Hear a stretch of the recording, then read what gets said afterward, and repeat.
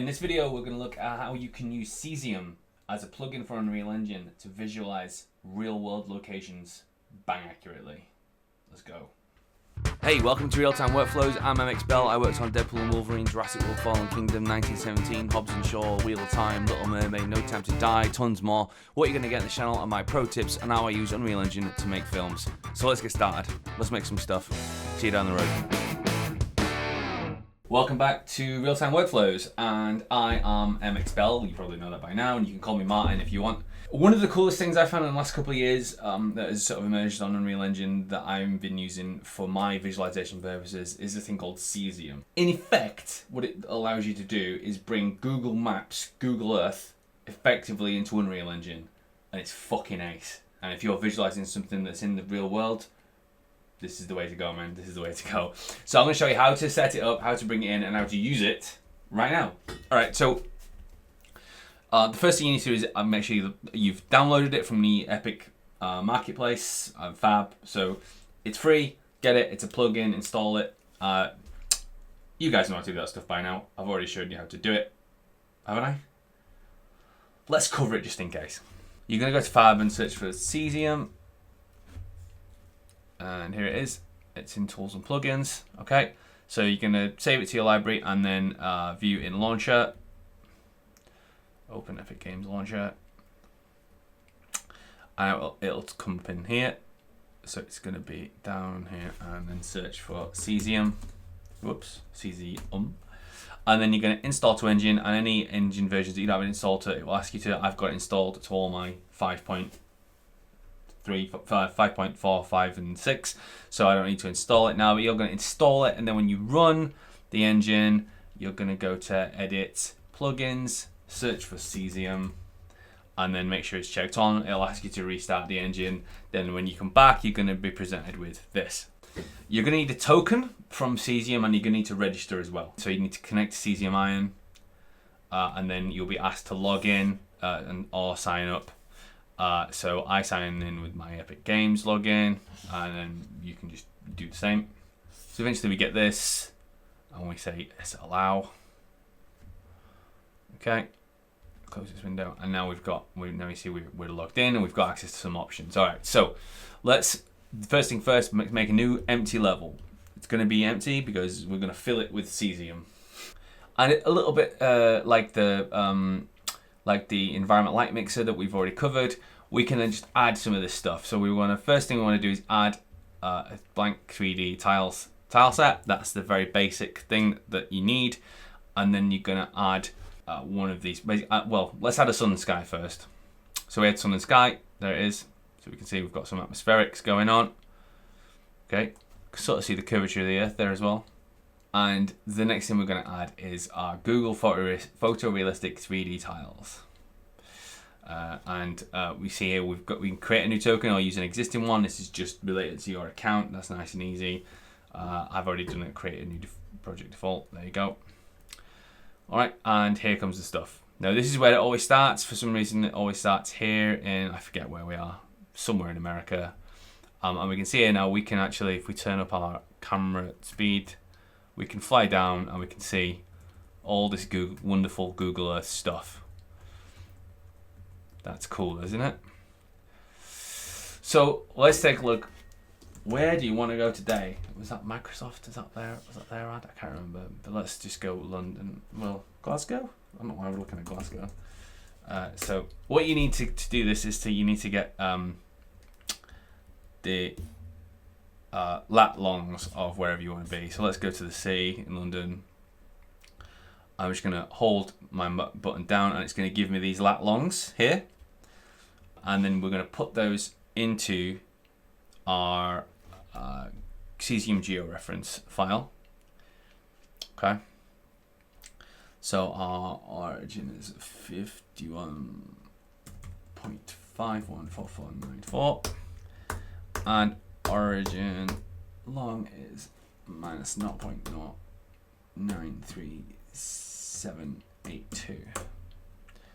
And here we are. Here's London, right? So that's nice and easy. Now, where we are right now is miles and miles away from. Remember, I told you about the world origin back in that other video. We're miles and miles away from that, right? That world origin is in fucking Midwest America, and now we're in London, right? And obviously we want to be as close to the world origin as possible, because when we add a new object, it's going to go to the world origin and things like that. So we want to make sure we're... So you need to pick a world origin, pick where you're going to be, where your action's going to be.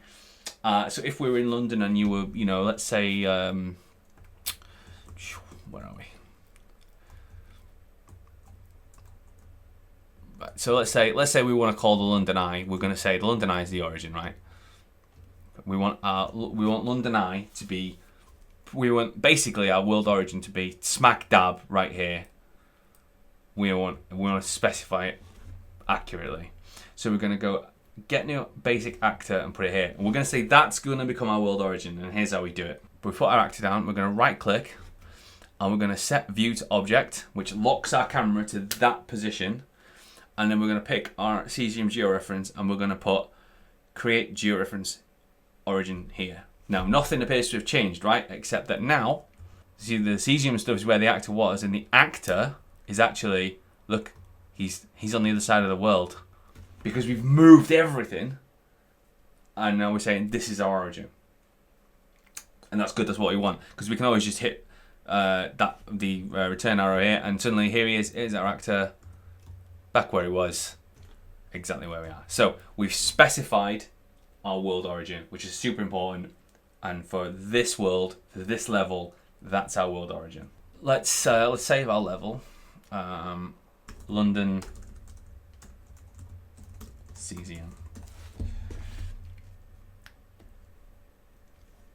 Okay.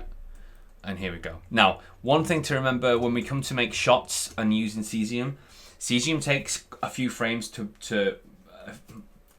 kind of load, and it will use your frames that you're rendering to load. So you'll start it, and exactly like you just saw there, where it went empty and then kind of filled in. It's constantly streaming the data. It's not preloading the data. So just bear in mind that when you come to render, you have to render like a few hundred frames before what you actually want to render, because that's just how it works. So my project is taking place at Hawthorne Trench Experience. Okay. We're at Hawthorne Trench Experience, and now we can see this is our trench here. Okay, so let's get let's do the same thing and get our lat long data. So we come into here and go.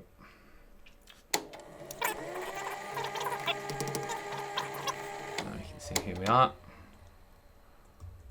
That's our trench, and we're going to do the same thing. We're going to drop we're going to get our actor. So we put our actor here. Let's not forget. I'm putting it right there where the fire trench is. This is my fire trench, and then we're going to, as I said, right click and snap view to object. Then grab our georeference and go place georeference origin here.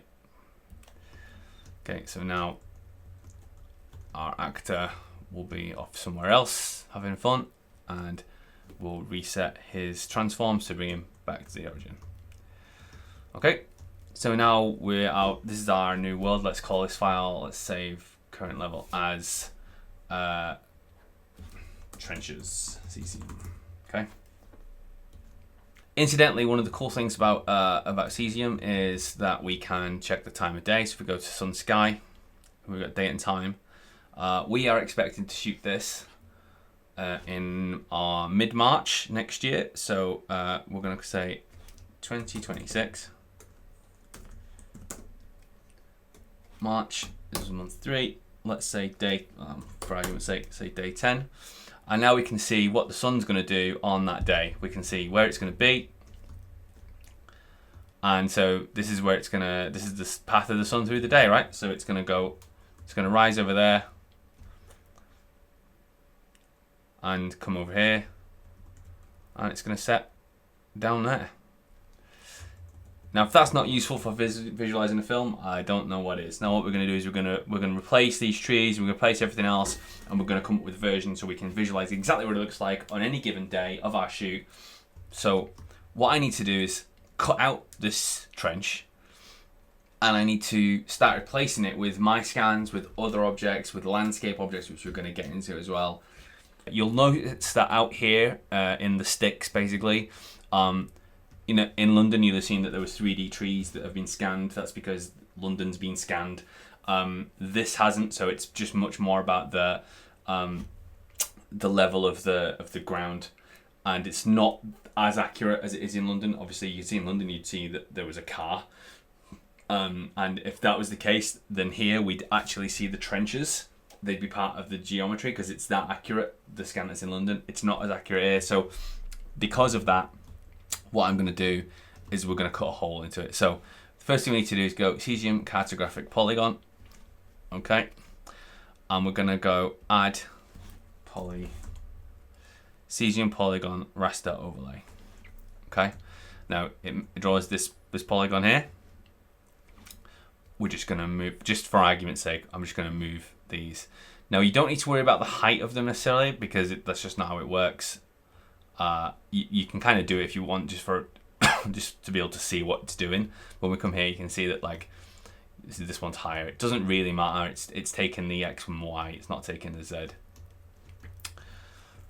So we've added our polygon, and now what we need to do is we need to add it to our the tile set that we want to cut a hole in, which is going to be our Google photorealistic 3D tiles. So we're going to click on this, and we're going to go to add component here and type in polygon, and it'll come up with this Cesium Polygon raster overlay. You click on that, and now we've got this array here. So what that means is an array is basically like a database, right? An array is a programming term. It means you have entry 0, entry 1, entry 2, entry 3. So you can keep adding them if you want. So we can add more than one polygon to cut a hole in, and we just always do is we add an element, and then it says here this is index 0 in the array. Arrays always start from 0. It's an old programming thing. And so we can pick this, and we'll see we've got our Cesium Cartographic Polygon. We can name that something more useful if we want to. But we click on that, and then it cuts a hole in the environment. If we wanted to change the shape of this, we can click on one of these, and we can do the old Alt click and drag a direction out, and you see it does that. It doesn't update straight away. And what I tend to do is go back to the polygon and just double click this invert, and it'll add that. It'll refresh it so that you get this extra bit of shape in there.